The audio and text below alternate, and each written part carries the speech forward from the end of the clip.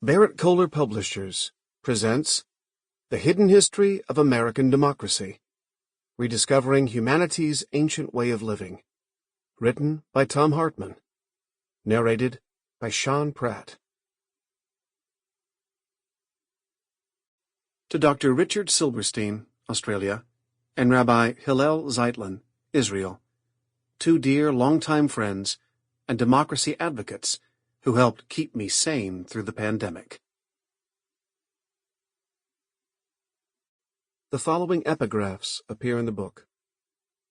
As mankind becomes more liberal, they will be more apt to allow that all those who conduct themselves as worthy members of the community are equally entitled to the protection of civil government. I hope ever to see America among the foremost nations in examples of justice and liberality. George Washington. From To Roman Catholics in America, March 1790. To understand what the state of society ought to be, it is necessary to have some idea of the natural and primitive state of man, such as it is at this day among the Indians of North America. There is not, in that state, any of those spectacles of human misery which poverty and want present to our eyes in all the towns and streets in Europe. Thomas Paine. From Agrarian Justice, 1797. Introduction. Democracy is in our genes. The grand experiment of American democracy didn't come out of thin air, and it was only marginally based on the experience of the Greek democracies and the Roman Republic, contrary to what most people believe. The one great universal impulse that animates humans working toward self-governance the world over is freedom, an escape from bonds laid on one person by another, by the powerful over the powerless, by the rich over the poor. As Europeans began driving deep into the American landscape throughout the 17th and early 18th centuries, stories began to trickle back to Europe about people who had figured out how to live in civilized society without the chains of oppression, both political and religious, that were the hallmarks of that era.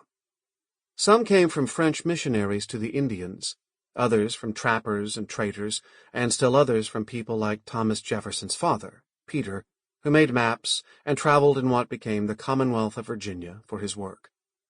Stories spread of these extraordinary people, these Indians, who governed themselves without prisons, chains, or even police. Native Americans who had become fluent in English or French traveled to Europe and challenged inequality, theocracy, and royalty to its face. The intelligentsia of France, in particular, was consumed with the idea that egalitarian self-governance might not just be possible, but might even be the natural or original state of humankind. These viral ideas swept Europe every bit as completely as had Martin Luther's 95 Theses, which he nailed to the door of the castle church in Wittenberg on October 31st, 1517.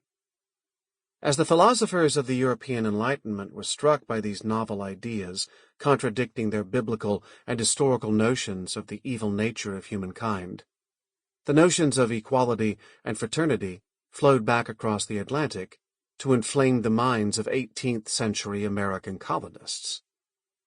While there's not a one-to-one correlation between the governing principles of, for example, the Iroquois Confederacy and the U.S. Constitution, the core principles animating both were nearly identical. Equality of citizenship. Government is legitimate only with the consent of the governed. Men who claim power through hereditary lineage or a direct line to the gods must be limited in the power they can acquire or possess. Greed and unbridled power are evils. Society's highest obligation is to care for all its people, not merely to serve those with the highest status or wealth. Our founding generation integrated these concepts into a coherent governing philosophy and then, after independence, crafted them into a clumsy attempt at constitutional self-governance. It was a bold and dangerous experiment, defying, as it did, 1,000 years of European history and the greatest powers of the world at the time. Sample complete. Ready to continue?